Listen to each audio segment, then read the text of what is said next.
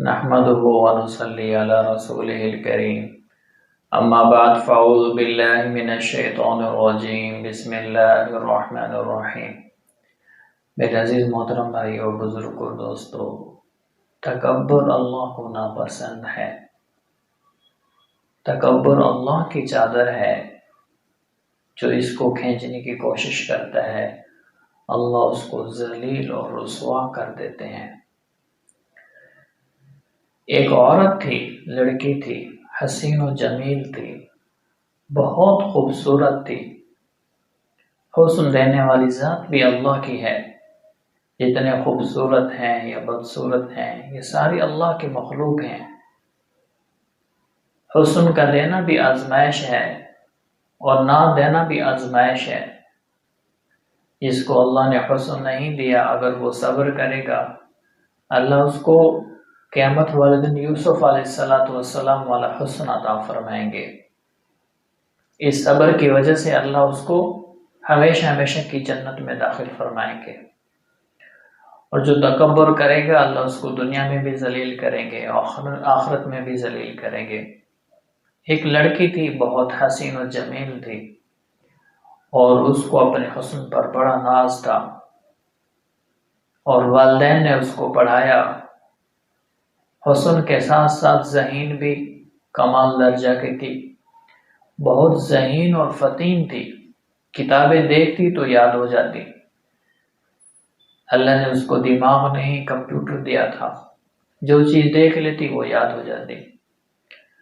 اور اس نے پڑھنا شروع کیا، اور ڈاکٹر کا اس کو شوق تھا، تاکہ ڈاکٹر بن گئی، بہت بڑی ڈاکٹر بن گئی، اور بہت ذہین بھی تھی۔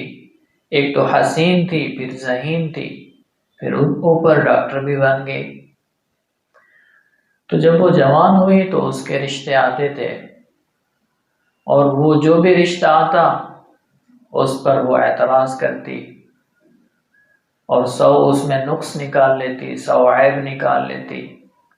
دیندار گھرانوں کے بھی رشتے آئے، دنیا داروں کے بھی رشتے آئے، اور بہت رشتے آئے۔ جو بھی رشتہ آتا ٹھکرا دیتی، جو بھی رشتہ آتا ٹھکرا دیتی، کہتی اس انسان کے اوپر عیب نکلتی، یہ ایسا ہے، یہ ایسا ہے، میں اس سے کروں بھلا؟ نہیں، میں نے نہیں کرنی۔ تو والدین اس کو سمجھاتے، بیٹی تکبر نہ کرو، تکبر نہ کرو،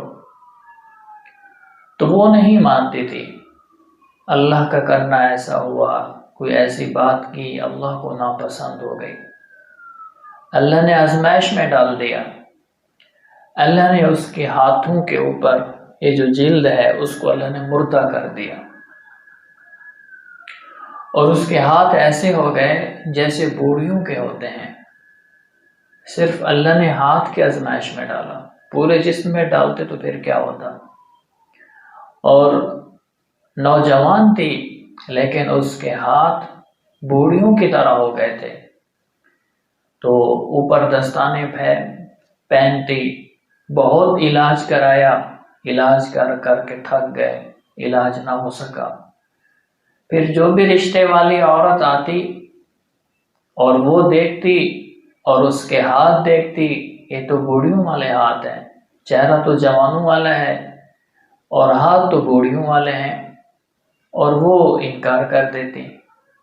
جو بھی رشتہ آتا انکار ہو جاتا، جو بھی رشتہ آتا دیکھ کے پھر واپس ہی نہ آتے۔